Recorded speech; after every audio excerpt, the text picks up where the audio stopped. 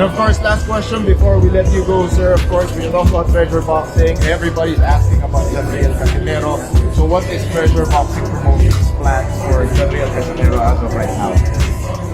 やっぱり何個か出てくると思うね。まあ、ドヘニーだったり、DJ ドヘニーだったり、まあ、あとタパレスだったり、ちょっといろいろ考えてるけど、やっぱり、まあ、次、直哉と井上がね、井上直哉とネリがやるから、やっぱりこの次に、それこそ、直哉のマネージャーたちと話したときに、まあ、話したというか、まあ、本田会長の提携会長とか話したときに、やっぱり、この前のラストの試合じゃ、直哉とできないと。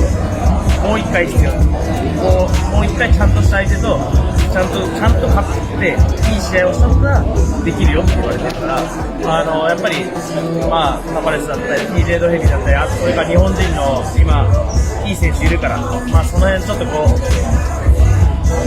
なんか試験みたいな、そういう試合が必要になるから、それを今考えてる。まあ、それが5月とか、まあ、その辺の前後、5、6月ぐらいなんじゃないかなって思う。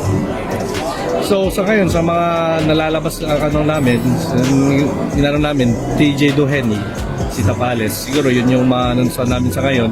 Pero ang sabi kasi ni Mr. Honda, yung ni Inoue, na yung last fight kasi ni Casimero, hindi masyadong nabilib yung mga Kaya parang kung yun yung Casimero na lalabas sa next fight against Inoue, hindi niya talaga, pangit daw.